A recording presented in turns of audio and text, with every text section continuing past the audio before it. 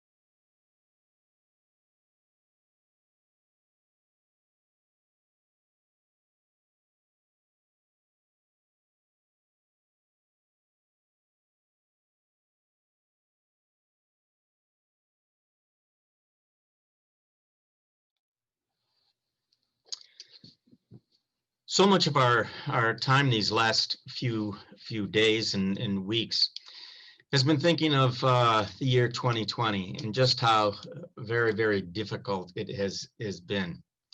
As far as years go, it has been a pretty miserable year. And so we are looking forward to moving forward, getting into a new year. So I'd like to read a piece called Thresholds from John O'Donohue, which I hope will get us to do some thinking about moving forward and what is needed for that to take place. He entitles this simply Thresholds. Within the grip of winter, it is almost impossible to imagine the spring. The gray parish landscape is shorn of color. Only bleakness meets the eye. Everything seems severe and edged. Winter is the oldest season. It has some quality of the absolute. Yet beneath the surface of winter, the miracle of spring is already in preparation. The cold is relenting. Seeds are waking up. Colors are beginning to imagine how they will return. Then, imperceptibly, somewhere one bud opens and the symphony of renewal is no longer reversible.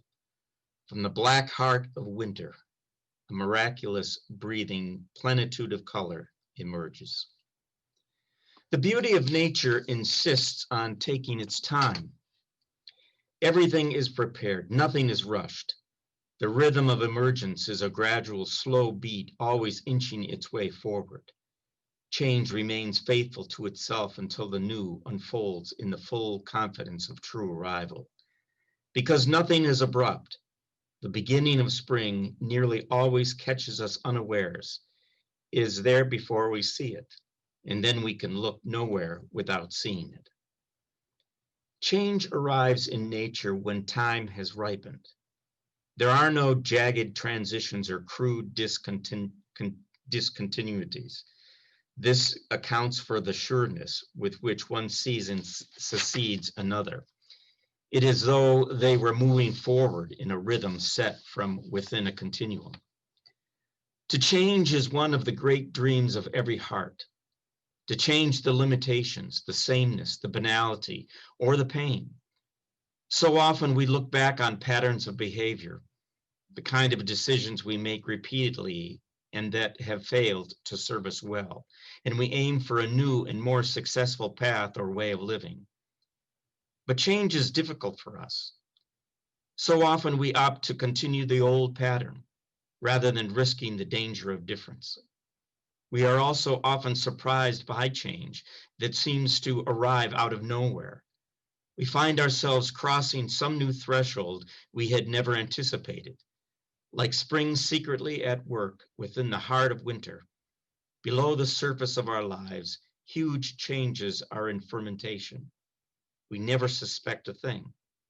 Then when the grip of some long-enduring winter mentality begins to loosen, we find ourselves vulnerable to a flourish of possibility, and we are suddenly negotiating the challenge of a threshold. At any time, you can ask yourself, at which threshold am I now standing? At this time in my life, what am I leaving? What am I about to enter? What is preventing me from crossing my next threshold? What gift would enable me to do it? A threshold is not a simple boundary. It is a frontier that divides two different territories, rhythms, and atmospheres. Indeed, it is a lovely testimony to the fullness and integrity of an experience or a stage of life that it intensifies toward the end into a real frontier that cannot be crossed without the heart being passionately engaged and woken up. At this threshold, a great complexity of emotions come alive: confusion, fear, excitement, sadness, hope. This is one of the reasons such vital crossings were always clothed in ritual. It is wise in your own life to be able to recognize and acknowledge the key thresholds, to take your time, to feel all the varieties of presence that accrue there, to listen inward with complete attention until you hear the inner voice calling you forward. The time has come to cross. To acknowledge and cross a new threshold is always a challenge.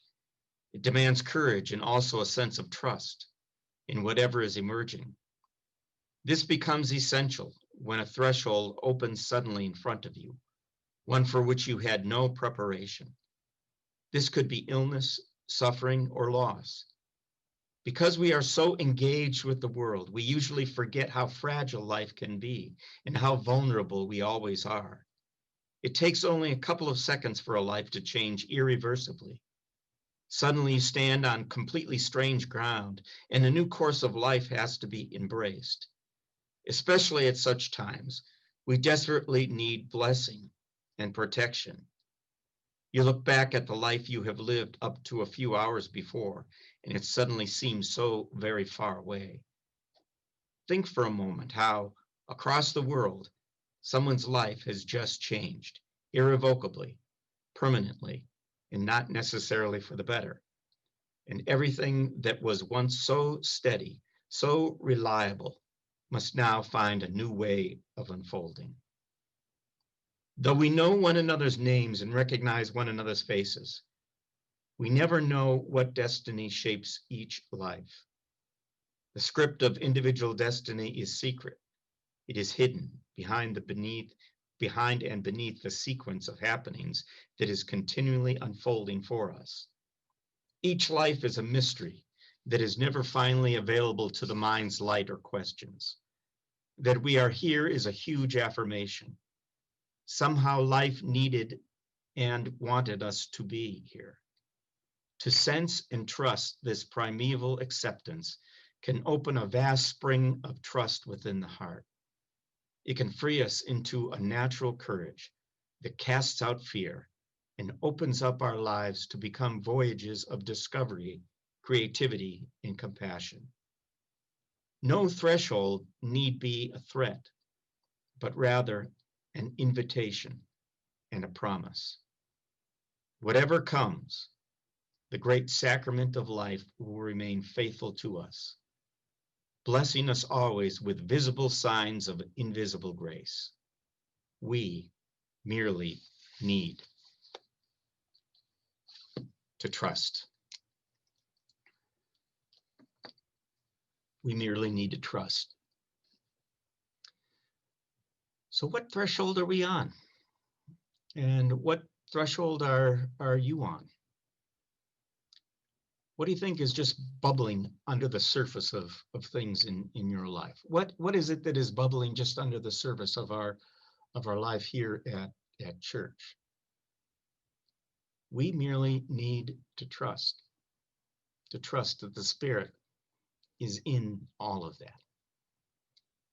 So I look forward to 2021, and I hope that you do as well. Amen.